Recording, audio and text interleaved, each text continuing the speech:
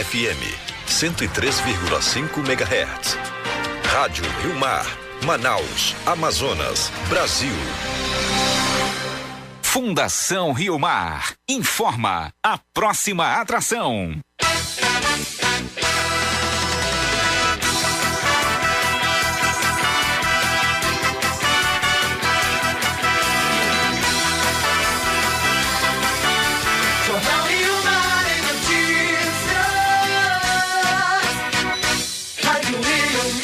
A informação a serviço da cidadania.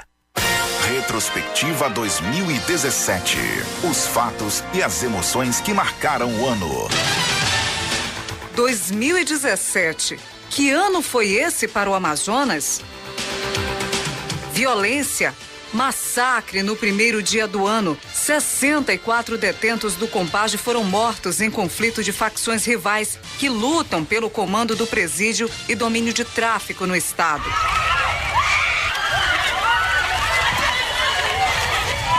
Tá rolando tiro direto dentro do fechado e no CDP. Meu filho tá preso lá, não é parente dele não. Vai de safado. Eu vou querer saber a notícia do meu filho tá lá. Olha para aqui, ó. Economia em crise. E quando o assunto é emprego formal, demissões ganharam das admissões. No Amazonas, são 284 mil pessoas desempregadas. Preço da gasolina dispara. E o presidente diz que o povo vai compreender. A população vai compreender porque este é um governo que não mente. Surpresas na política. Vimos um governador ser julgado e cassado por compra de votos. Convocação de eleições suplementares. O estado tem um novo governante. Ficamos perplexos com tantos escândalos. Operações que revelam desvio de recursos públicos. Saúde em colapso no estado. E ex-secretários e governador presos envolvidos em corrupção. Ele foi preso no sítio dele, lá no ramal do banco. A gente tem as citações de pagamentos específicos. Isso é feito de uma maneira bastante criteriosa para que a gente possa dizer que o velhinho, que o professor, que eram codinomes utilizados, se referiam à pessoa do ex-governador. Recorde de público na Arena da Amazônia. 25 mil torcedores vibrando pelas meninas do Iranduba. Campeão dos campeões, esperava fascinante meu amor, Iranduba, minha vida, minha flor. Sonho realizado. Após 62 anos de espera, a Rádio Rio Mar assina outorga de migração para FM. 103,5 é a nova frequência. Programação nova, lançada na festa de Pentecostes. 24 horas no ar. Deus fez justiça. A nossa igreja de Manaus pode dizer com muita alegria: nós temos a nossa FM. Retrospectiva 2017. Os fatos e as emoções que marcaram o ano. O dia a dia em nosso estado. 1º de janeiro de 2017, dia da confraternização universal, é marcada por carnificina em presídio. Nada menos que 64 detentos do complexo penitenciário Anísio Jobim Compage foram mortos em conflito de facções rivais que lutam pelo comando do presídio. E o ano de 2017 foi marcado por homicídios, fugas e assaltos ao transporte público e especial. Os fatos na voz de Yolanda Mendes. Fuga, rebelião, reféns e mortes. Foi assim que ficou marcado o primeiro dia do ano de 2017, no sistema prisional da capital. Esse foi o resultado de uma guerra entre facções no complexo penitenciário Anísio Jobim e na unidade prisional do Puraquequara. Foram 225 foragidos ao todo. Além disso, 56 detentos foram mortos no Compage, pior massacre ocorrido em presídios desde Carandiru, em 1992, em São Paulo.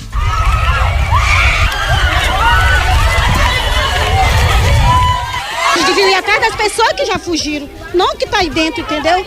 Isso é um sofrimento, mano. Tem muita criança ainda aí dentro. Não dá nem metade dos pessoal que saíram, entendeu? Tá rolando tiro direto dentro do fechado e no CDP. Meu filho tá preso lá, não é parente dele não. Vai de safado. Eu vou querer saber a notícia do meu filho tá lá. Olha a bala aqui, ó. Só aquela bala de borracha. Guarda aqui é bala. Em 30 dias, vieram até Manaus ministros da Justiça e da Defesa, presidente do Supremo Tribunal Federal e a Tropa Nacional. Os detalhes da rebelião foram apresentados durante uma coletiva de imprensa, na época pelo secretário de Administração Penitenciária Pedro Florencio. Segundo a SEAP, homens do regime fechado fizeram um buraco no muro que dava acesso ao pavilhão do semiaberto e receberam armamentos de detentos que cumpriam pena fora da unidade durante o dia. No dia da rebelião, cerca de 86 pessoas acabaram feitas reféns, 12 delas funcionários que estavam de plantão no Compage. Os reféns funcionários foram levados para o hospital para ter atendimento médico e social e psicológico. E outros internos que foram tomados como reféns estão machucados, foram levados para o hospital, e outros estão lá na unidade em uma área separada e devem ser transferidos de lá, mas a gente precisa, para transferir, da autorização do juiz da VEP, porque lá são presos condenados. O ministro da Justiça, Alexandre de Moraes, veio a Manaus para discutir com o governo soluções para evitar que a crise no sistema prisional do estado ganhasse novos capítulos. Há relatos de que a Secretaria da Segurança tinha informações de que poderia ocorrer uma fuga. Estaria sendo planejada uma fuga entre o Natal e Ano Novo. Exatamente por isso, segundo as autoridades locais, foi reforçada a segurança do local e eles passaram a monitorar dia a dia. 10 meses após o segundo maior massacre do sistema prisional do Brasil, o Ministério Público do Estado do Amazonas ofereceu denúncia criminal. De acordo com o promotor de justiça, Edinaldo Medeiros, autor da denúncia, 213 pessoas foram denunciadas pelos crimes de homicídio triplamente qualificado dos detentos mortos na ocasião do massacre. Todos os que foram denunciados contribuíram de qualquer forma para os crimes consumados, para os crimes tentados, para as torturas, que todos eles contribuíram de forma decisiva para todo o evento criminoso do Compage. 205 já tiveram prisão decretadas neste processo, portanto, o crime foi cometido de forma bárbara e com maior desprezo à pessoa e ao corpo do ser humano. Quanto à liderança, o Zé Roberto, o Gelson Carnaúba e o João Branco Carioca, por isso estão sendo denunciados para que possam responder como mandantes, autores intelectuais do crime. E mais a esposa do Zé Roberto Luciani, que foi a pessoa a mensageira por escrito da ordem advinda do Zé Roberto para que pudesse iniciar o massacre. Até artistas foram vítimas da violência. No ano de 2017, a polícia teria muitos desafios e crimes para elucidar. No dia 29 de abril, o cantor Melvino de Jesus Júnior, da banda Júnior e Banda, foi morto a tiros no município de Codajás. De acordo com a população, ele chegava a um hotel quando foi abordado por um homem armado que atirou e fugiu. O cantor morreu no local. Outras 3 pessoas foram baleadas. A polícia revelou que o cantor Melvino Júnior foi morto por engano. Ele foi confundido com um traficante que estava jurado de morte em Codajás. E um detalhe que foi descoberto durante as investigações é que os homens que executaram o líder do grupo são os mesmos que mataram o soldado Portilho. Osivando dos Santos Oliveira e Cailson Rodrigo Pena faziam parte do grupo que pretendia eliminar o traficante Vitão, do município de Codajás.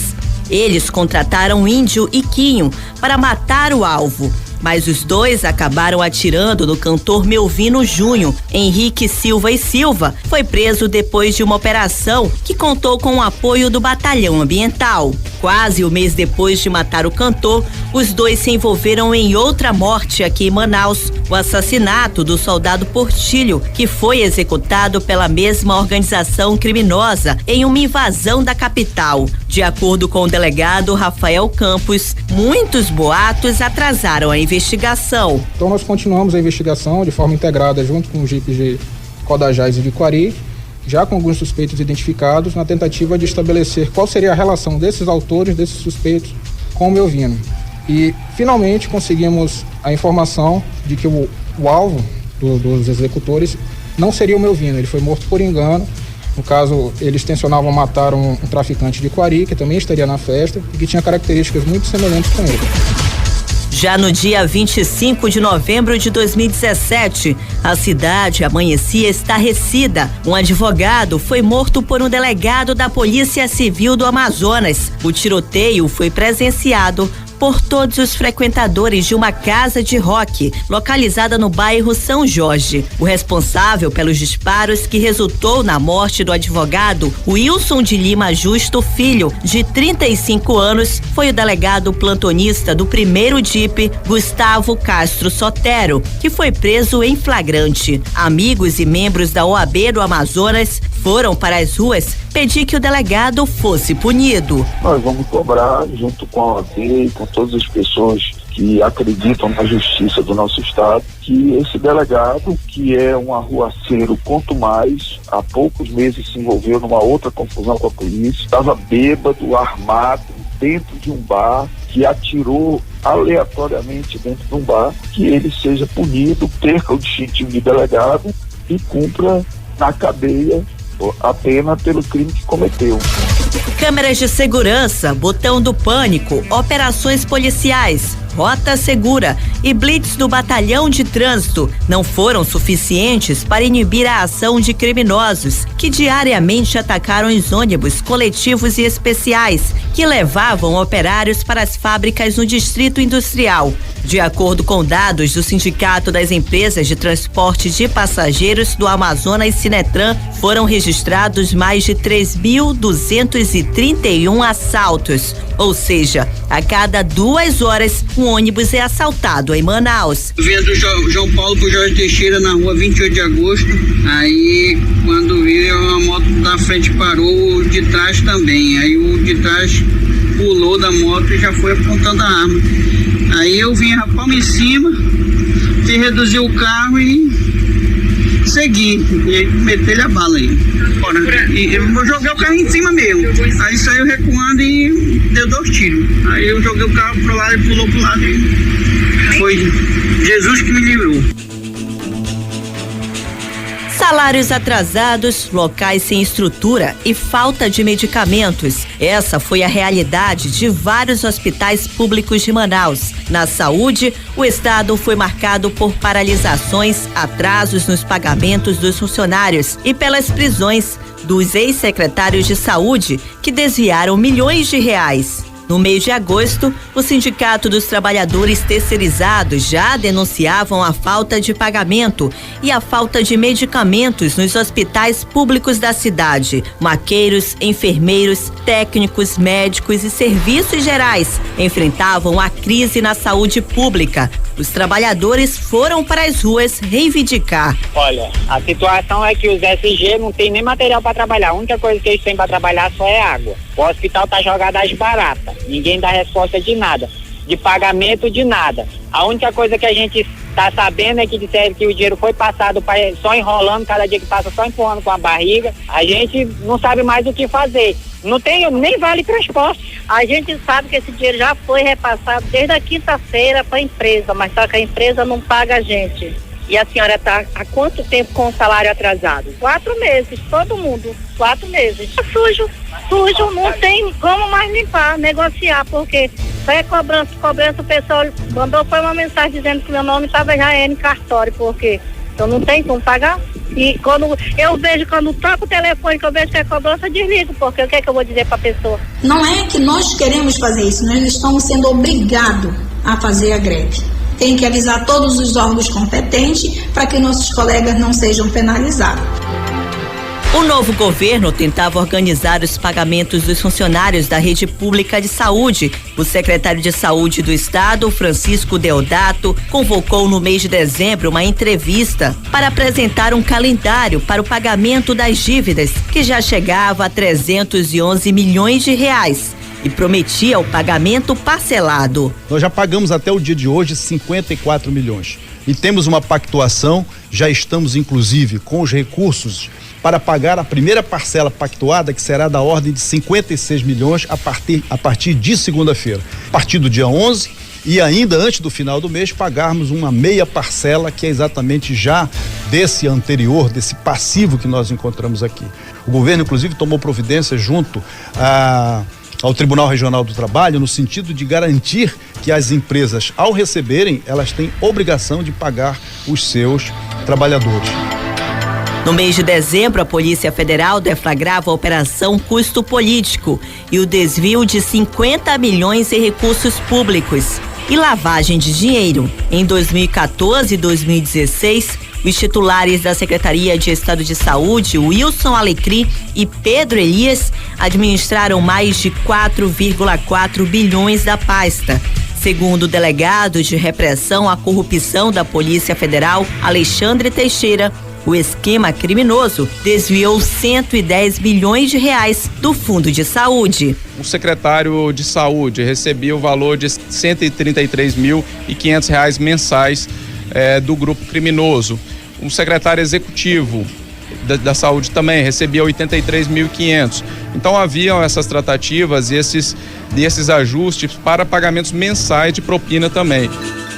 E o ano de 2017 foi marcado por roubos e assaltos nas igrejas de Manaus. Segundo dados da Polícia Civil do Amazonas, foram mais de 60 igrejas furtadas.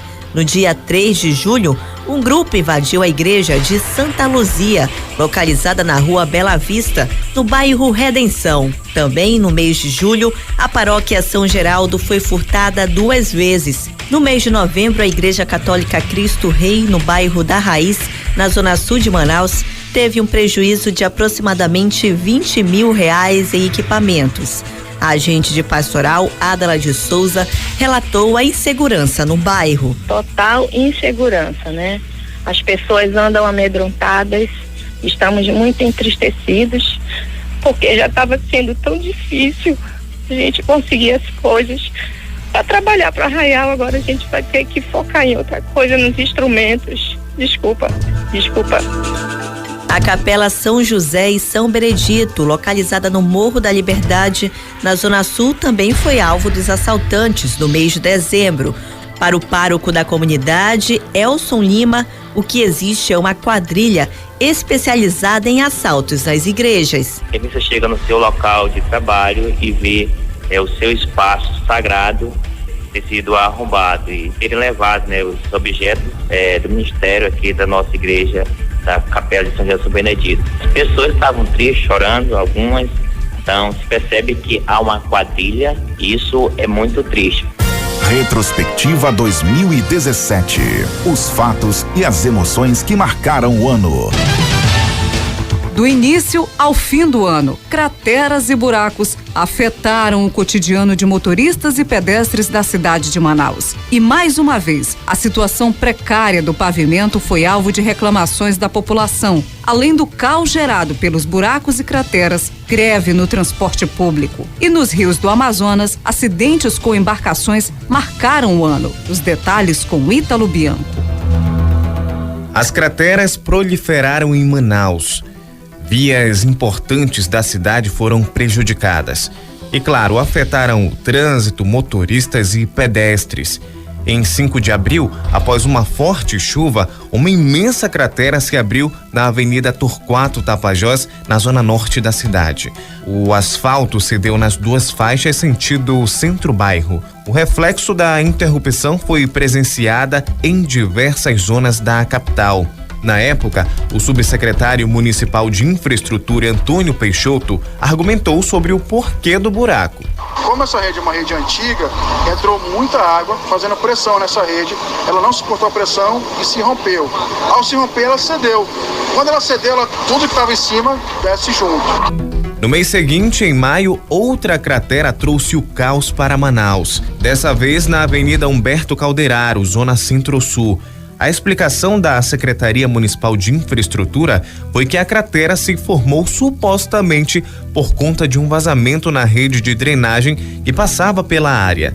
No mesmo dia, mais buracos se abriram no Terminal 1 no centro. Em setembro, bairro Cidade Nova, no norte da capital, um carro de um taxista foi engolido literalmente por um enorme buraco devido a uma obra mal executada da Manaus Ambiental. Por pouco, o dono do veículo, Washington Viana, não sofreu um acidente. Bom, a gente chegou aqui para vir aqui na assistência técnica, a gente estacionou aqui nessa rua mesmo, na hora que a gente foi saindo, começou a ceder, eu ainda escapei do buraco que tá ali, mas no seguinte eu caí. E aí tive que abandonar o carro pela situação que se apresentou. Agora o prejuízo vai ter que buscar, né, perante a Manaus Ambiental, a prefeitura. Recentemente, dias antes do Natal, o manauense ganhou de presente mais uma cratera que se abriu em uma área de intenso fluxo de veículos. O buraco comprometeu a Rua Pará, zona centro-sul, além dos serviços como o fornecimento de água e gás. A prefeitura responsabilizou a Manaus Ambiental devido a um vazamento de água que gerou o buraco. O vice-prefeito Marcos Rota garantiu a celeridade. A previsão será a mínima possível, a determinação de todos nós, embora estejamos todos cansados, né, exaustos ainda. Alguns homens nossos estão aqui há mais de 30 horas, mas nós vamos depositar todas as nossas expectativas que no mais breve espaço de tempo possível nós haveremos de vencer. Em menos de 60 horas, o buraco foi fechado, mas o povo ainda teme que a cidade seja engolida por crateras desconhecidas. O manauense, que dependeu do início ao fim do ano se deslocar na cidade por meio principalmente dos coletivos, exercitou muito a paciência. Isso porque o Sinetran, que é o Sindicato das Empresas de Transporte de Passageiros do Amazonas, cobrou em diversas reivindicações o reajuste salarial da categoria. E para pressionar o governo e empresários, a classe levantou a bandeira da greve. A pior delas foi em 26 de junho, uma greve geral. Todas as linhas do sistema paralisaram, afetando cerca de 800 mil pessoas. O pedido da categoria era o reajuste salarial de 10%. Quem perdeu com tudo isso, mais uma vez, foi a população. A greve deles, é reivindicação deles, né? Só que eles têm que saber que quem sofre com isso é a sociedade. A dificuldade no transporte público reforçou a vinda da Uber para Manaus. A cidade foi a segunda da região norte a receber o serviço, mas encontrou e ainda tem dificuldades para se regularizar na cidade. No dia 11 de abril, a Uber chegou em Manaus para tentar facilitar e baratear o transporte privado na capital amazonense. Os taxistas e mototaxistas logo protestaram contra o serviço disponibilizado para a população. A prefeitura ainda não regularizou a categoria dentro de Manaus. No entanto, usuários têm aprovado o serviço.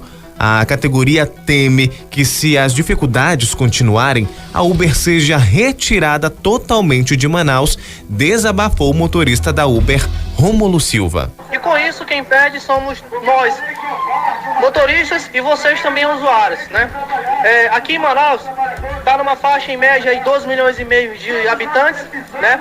Acredito que 80% utiliza essa plataforma, ou seja, a Uber aqui em Manaus, e todos os usuários, 90% vão ser prejudicados. Digo mais, 100% vão ser prejudicados. Esse projeto que está tramitando na Câmara, se correr da forma que está correndo, vai inviabilizar totalmente o nosso serviço. Devo frisar, inviabilizar, não haverá mais Uber. Saindo das ruas de asfalto e concreto, vamos para as estradas naturais de águas do Amazonas. Dados envolvendo acidentes fluviais revelaram que, de janeiro até pouco antes do fim deste ano, o número de vítimas fatais somou mais que o ano de 2016 inteiro. Os números envolvendo acidentes com vítimas fatais na região ainda impressionam. Este ano, só de janeiro a agosto, foram registrados 53 acidentes com 20 vítimas fatais, segundo dados da Marinha. Outro dado chocante é que uma das principais causas de acidentes envolvendo embarcações que transportam passageiros é a imprudência, como contou o representante da Capitania dos Portos, Capitão Tenente Rodolfo. Hoje os principais acidentes diz respeito à imprudência, ou seja, um exemplo muito típico, característico aqui da região, que você sabe que tem que usar o colete salva-vidas, porém você não faz. Também outro bastante comum é o excesso de carga nas embarcações. Além disso, são observados a documentação da embarcação, se está tudo em ordem, tudo em dia, e se está com excesso de passageiros. São todos os tipos de observações que são verificados durante as ações de inspeção naval. Retrospectiva 2017. Os fatos e as emoções que marcaram o ano. Política. Reviravolta na política, corrupção, orçamento apertado e disputa pelo poder. O ano de 2017 foi difícil para o cidadão e principalmente para o eleitor amazonense, que viu um governador ser cassado e depois preso e precisou ir às urnas em 2 turnos para eleger um novo administrador. Não faltaram mudanças em secretarias e entidades públicas. Também sobraram casos de corrupção. Bruna Elander e Vitória Lima relembram os fatos. Posse de prefeito reeleito, mudança de secretariado na prefeitura, governador cassado e preso, posse de governador interino, eleições suplementares, contas de líderes políticos reprovadas pelo Tribunal de Contas do Estado. O cenário político teve intensas e frequentes mudanças. Logo no início do ano, a reeleição de Arthur Vigílio Neto trouxe dúvidas quanto à garantia da continuidade do mandato durante os 4 anos previstos. Essa é a 3ª vez que Arthur fica à frente da administração da cidade. Devido a problemas de saúde, precisou se licenciar por 30 dias e deixou o comando da capital nas mãos do vice-prefeito Marcos Rota. Além do cargo de vice, Rota também assumiu a Secretaria Municipal de Infraestrutura. Esta foi uma das mudanças feitas no secretariado de Arthur. Nós estamos adaptando secretarias aos novos tempos, estamos criando uma agência reguladora para que ela possa trabalhar todo o capital privado nas parcerias público-privadas e também concessões generosas. Estamos também com alguns secretários novos, estamos com outros reafirmando todo o seu desejo de permanecer na luta ao nosso lado, e eu tenho uma missão, para mim a última missão que eu possa ter na vida pública é fazer uma grande Manaus. Eu confio muito nisso e darei tudo que eu possa dar de mim para cumprir essa última missão com o máximo de eficácia. No momento da posse, Rota, que passou a acumular os 2 cargos, garantiu que os problemas de infraestrutura da cidade seriam resolvidos. Eu espero que verdadeiramente a gente possa fazer algum tipo de parceria. Ninguém está pensando aqui em candidatura ou em política ou eleição. O que nós queremos é uma parceria, uma ação compartilhada entre a prefeitura e o governo do estado para que a gente melhore a qualidade de vida na cidade de Manaus. No dia 25 de janeiro, o TRE, Tribunal Regional Eleitoral do Amazonas, cassou o mandato do governador José Melo, do PROS, e do vice, Henrique Oliveira, do SD, com 5 votos a favor e 1 contra, por compra de votos nas eleições de 2014. Os políticos recorreram e no dia 4 de maio foi a vez do TSE, Tribunal Superior Eleitoral, cassar, também com 5 votos, o mandato. O relator, ministro Napoleão Nunes Maia Filho, votou favorável ao recurso de José Melo, assim como a ministra Luciana Lócio, que pediu vistas, mas o ministro Luiz Roberto Barroso iniciou divergência, votou pela cassação e pela realização de novas eleições e foi seguido pela maioria do plenário do TSE. Primeiro, a captação ilícita de sufrágio por Nair Queiroz Blair ocorreu dentro do comitê de campanha de José Melo. Segundo elemento, Nair atuava em conjunto com Evandro Melo, irmão do governador e coordenador da campanha. Terceiro elemento indiciário relevante. Nair era apresentada e reconhecida por terceiros como, aspas, assessora, fecho aspas, do governador. Parece-me que melhor encaminhamento é nós já decidirmos imediatamente pela realização de novas eleições. Os políticos cassados ainda recorreram da decisão no próprio TSE e até no STF, Supremo Tribunal Federal, mas sem êxito. A situação política impactou até na economia e na produção industrial amazonense, como citou o presidente do CIAN, Centro da Indústria do Estado do Amazonas, Wilson Périco. Quem é que está gastando dinheiro para trocar de televisor hoje, para comprar um aparelho de som novo? Infelizmente, esse ímpeto foi interrompido, foi impactado por conta dessa situação que o país passa, todas as incertezas políticas que se refletem na economia no país e também agora no nosso estado. E isso tudo traz esse receio, essa insegurança ao consumidor e ao investidor, né? O presidente da ALEAN, Assembleia Legislativa do Estado, o deputado Davi Almeida, assumiu o governo do Amazonas interinamente no dia 9 de maio.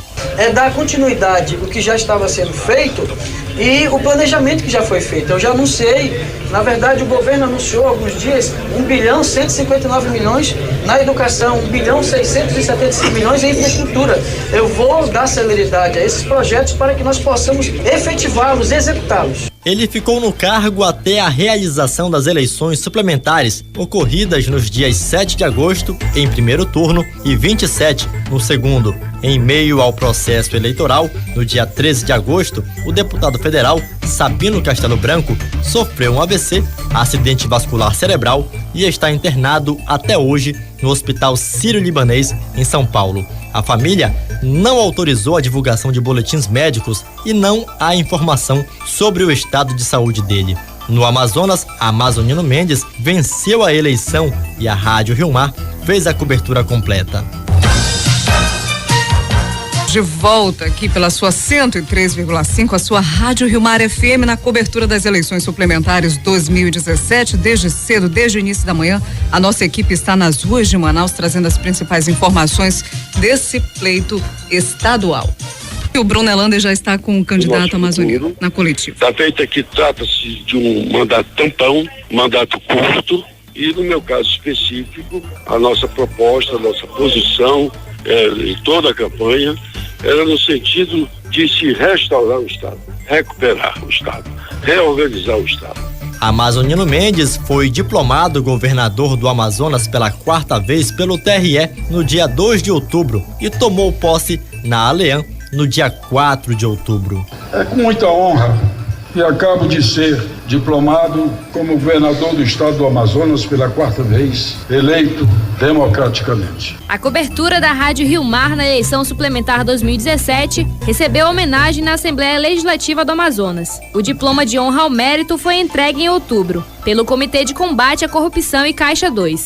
Na ocasião, o arcebispo metropolitano de Manaus, Dom Sérgio Eduardo Castriani, comentou a importância do reconhecimento no trabalho de combate à corrupção. A CNBB sempre participou desses movimentos sociais no Brasil, sobretudo pela ética na política, bem da democracia. A democracia é importante, né? Nós temos que reconhecer que quem faz o trabalho são pessoas concretas, instituições, então por isso é importante reconhecer isso. Essa semana é um reconhecimento para que as pessoas sintam que o bem está organizado, também estamos organizados. Somos muitos. É por isso que o mundo ainda existe, porque somos muitos, né? Então é importante essa premiação. Um mês antes, o prefeito de Manaus, Arthur Vigílio Neto, lançou pré-candidatura à presidência da República, mas tem encontrado concorrência e resistência dentro do próprio partido, o PSDB. Eu quero debate, 10 debates pelo menos, se é com o governador Geraldo Alckmin, que seja com ele. Porque quem não enfrenta uma eleição com 1.200.000 votantes, que são os militantes do partido, não vai saber enfrentar eleitores na monta de 144 milhões de brasileiros. E eu quero um debate com quem quer que queira presidir este país. E eu pretendo, sim, vencer as eleições para presidente da República Brasileira. Assim como em todo o Brasil, políticos e gestores públicos deram árduo trabalho aos órgãos de fiscalização, como MPE, MPU e MPF, Ministérios Públicos Estadual, da União e Federal, e a Justiça, como no TCE, TEJAN e TRF1, Tribunais de Contas e Justiça do Estado e Federal. Tanto que o MPF ajuizou mais de 200 ações contra a corrupção no Amazonas, através do Núcleo de Combate a esta prática criado em 2015 e coordenado pelo Procurador da República, Alexandre Jabu. Entre elas estão as investigações que deram origem às operações Custo Político e Estado de Emergência, que prendeu os ex-secretários de Saúde, Wilson Alecrim, de Fazenda, Afonso Lobo, e o de Administração, Evandro Melo, irmão do governador cassado e também preso, José Melo, além do ex-chefe da Casa Civil, Raul Zaidan, o ex-subcomandante da Polícia Militar, Coronel Arnoldo Pinheiro, entre outros agentes públicos. É difícil agora a gente rememorar e destacar uma única ação, por exemplo, do interior. Infelizmente, quase todos os municípios em que nós atuamos, os ex-gestores são alvos de ações por conta de desvios ou não prestação de contas de recursos dirigidos principalmente à educação e à saúde. Infelizmente, esse ano de 2017 isso aconteceu por demais. No caso do estado do Amazonas, no próprio Manaus, foi a deflagração aí da operação política, que levou à prisão e pessoas que estavam altos cargos públicos na administração estadual recente. Ao longo do ano, os políticos com irregularidades em contas apresentadas ao TCE foram condenados pelo órgão.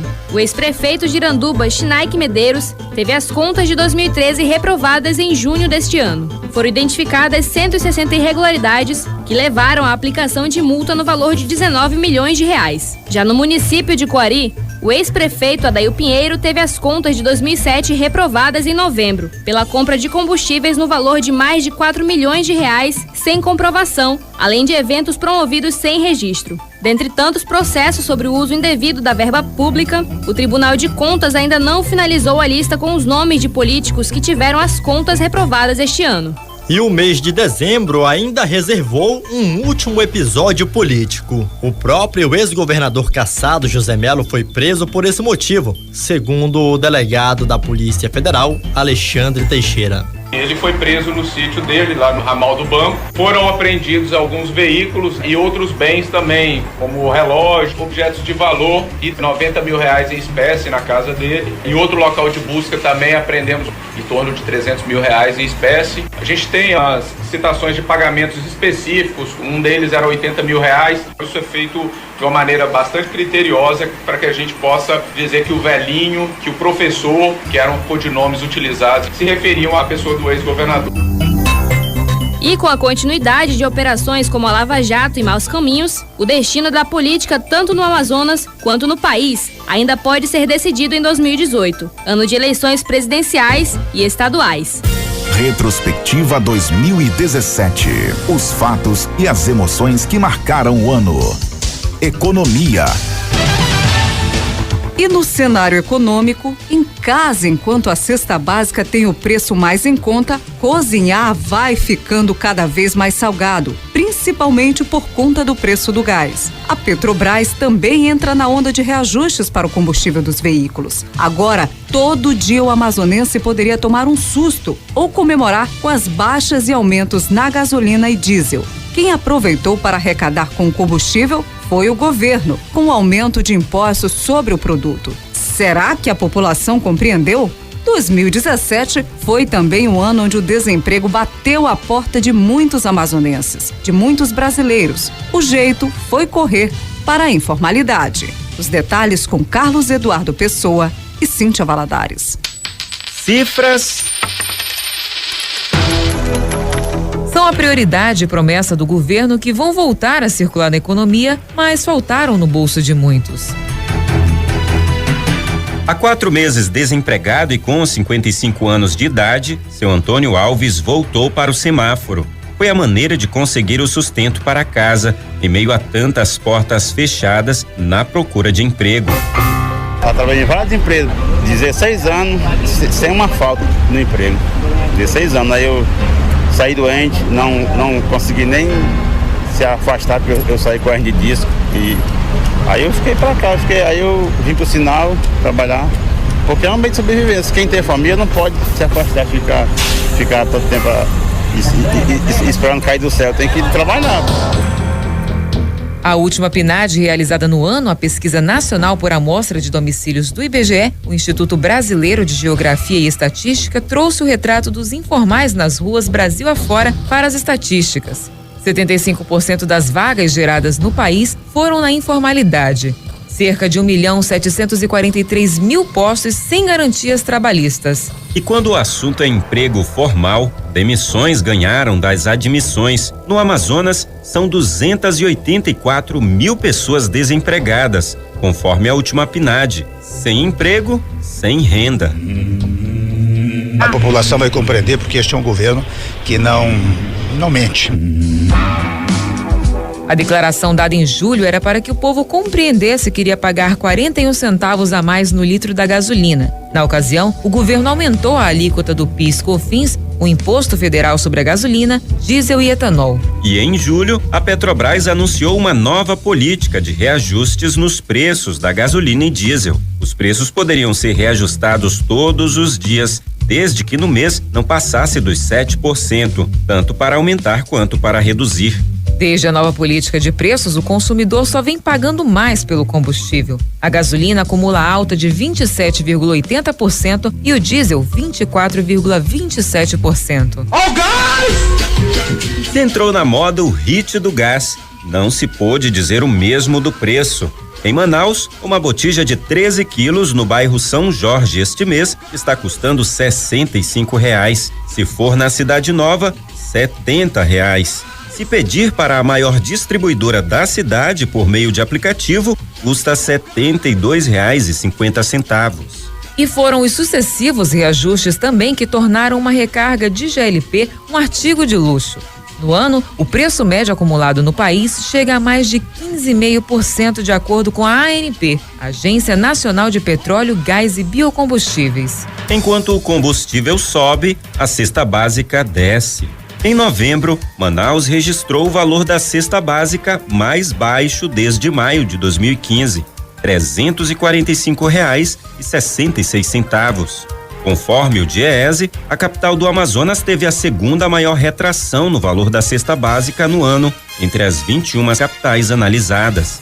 Em janeiro, o valor era de R$395 e caiu 12,51% até novembro, ou seja, diminuiu R$50 em 11 meses. Foi o que deu para grande parte dos amazonenses comemorarem. A reforma trabalhista mobilizou todo um país. Em Manaus, por diversas ocasiões, manifestantes se organizaram e foram às ruas tentar pressionar pela não aprovação.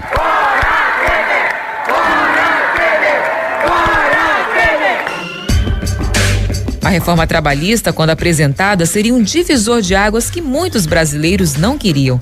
Mas ao povo bater o pé para os representantes do povo, de nada adiantou. Em 11 de novembro, a reforma entrou em vigor. Na Câmara, em Brasília, 5 deputados do Amazonas votam a favor da reforma. Alfredo Nascimento, do PR, Átila Lins, do PSD, Arthur Bisneto, do PSDB, Alderney Avelino, do DEM e Silas Câmara votaram com a maioria. Apenas Conceição Sampaio e Sabino Castelo Branco foram contra. Por 296 votos a favor e 177 contrários, a reforma seguiu para o Senado. O trabalho intermitente é a legalização do bico. O trabalho intermitente é pior que o desemprego.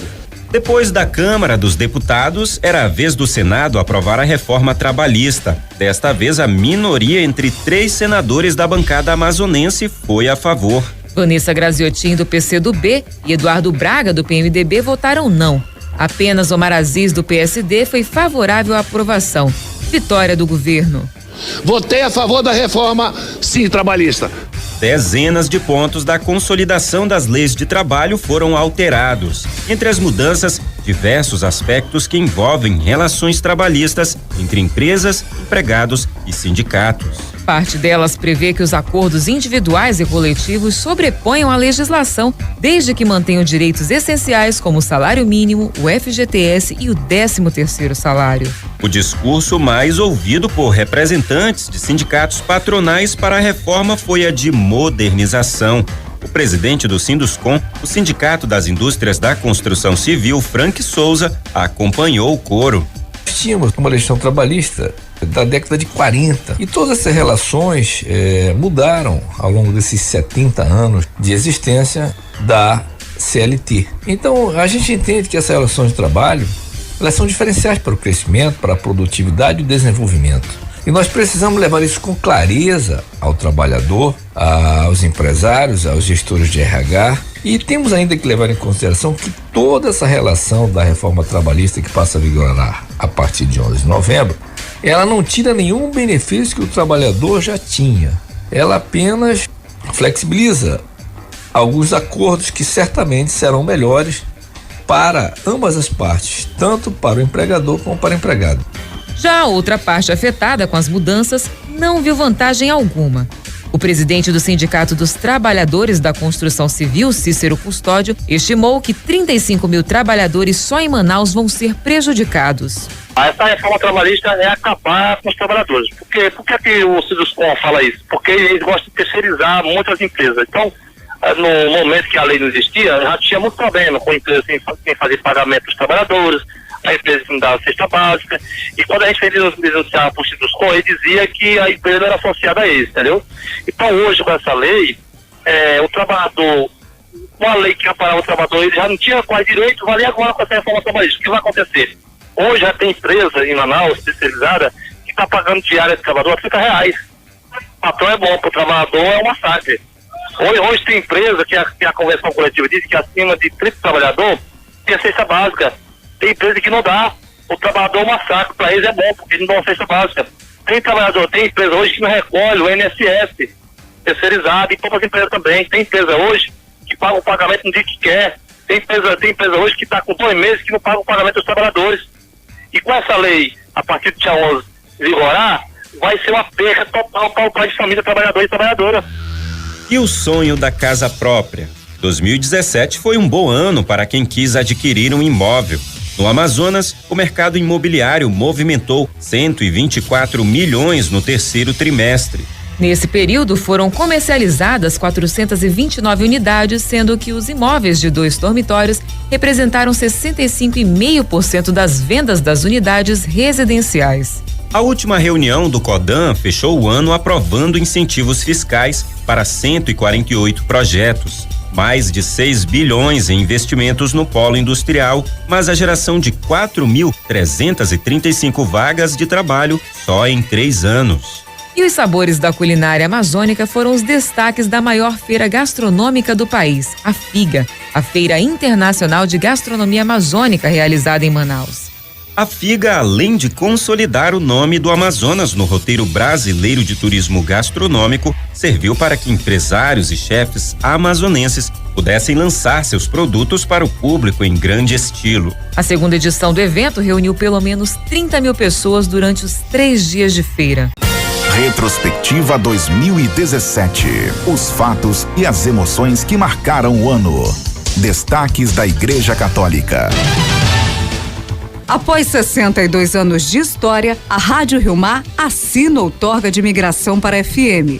103,5 é a nova frequência. Programação nova lançada na festa de Pentecostes. 24 horas no ar. Jornalismo, esporte, entretenimento, fé, divertindo, informando e educando.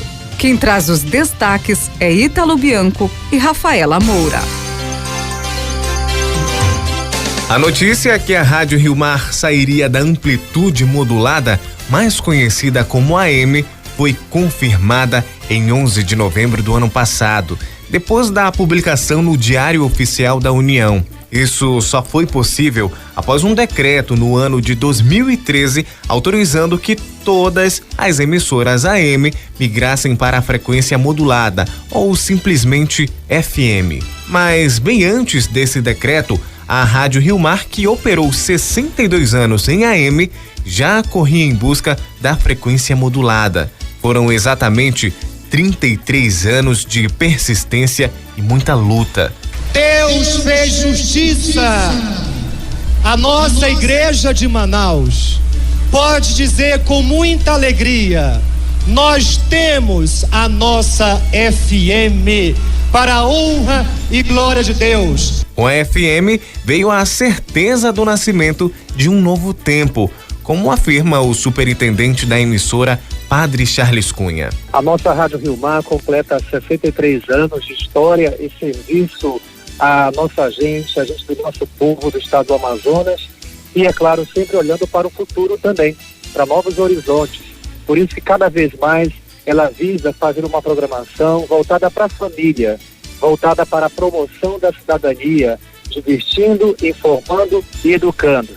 Essa é a nossa Rádio Rio Mar, que estamos construindo a cada dia com o esforço de todos os nossos funcionários, com a ajuda dos contribuintes da Fundação, mas sem perder o seu compromisso com a cidadania. A rádio, que operava na frequência AM 1290 kHz, deu espaço à FM 103,5. Acompanhando no telão, prepare-se, 10, 9...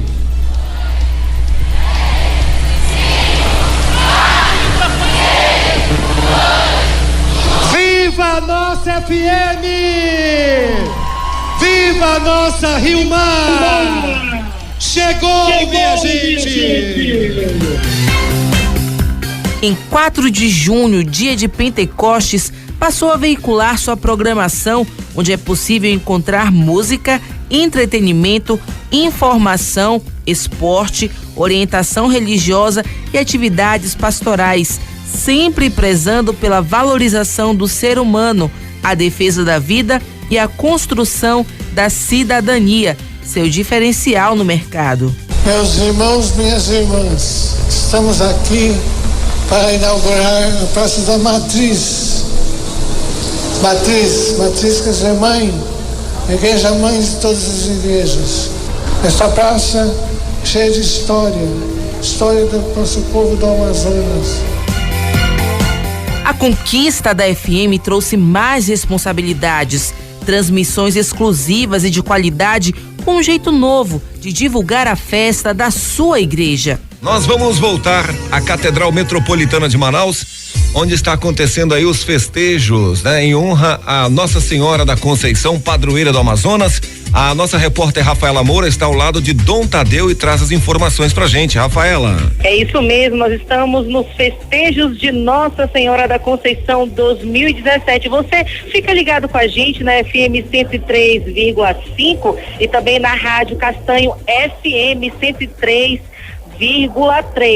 Olha que bacana, Glaucio. Eu acabei de descobrir que Dom Tadeu Canavarros está participando pela primeira vez dos festejos em honra a Nossa Senhora da Conceição. São esperadas mais de 30 mil pessoas. Como é que tá a alegria no coração, Bispo? A alegria é muito grande, sobretudo pela primeira vez, que é uma grande expectativa. É a igreja mais próxima de você. Além das transmissões, a nova Rádio Rio Mar ganhou mais 3 programas. Programa Pra Ser Feliz com o Redentor. Deus, Pai de bondade, pelos sinais visíveis, realizais tantas maravilhas invisíveis. Dignai-vos abençoar a água que vossos filhos têm neste momento, ao longo da história da salvação. Por Cristo nosso Senhor. Amém. Fiquem com Deus. Tchau, tchau, tchau, tchau. Programa Pra Ser Feliz com o Redentor, com o Padre Amarildo Luciano. Direção espiritual, catequese diária e informações religiosas da Arquidiocese de Manaus. Estação Rio Mar. Rio Mar FM 103,5. Boa noite, paz e alegria para você em Manaus, 9h02. Meus cumprimentos, eu sou Luiz Neto. 1h30 de muito louvor para você. A evangelização através da música católica, canções que evangelizam, é aqui no Estação Rio Mar.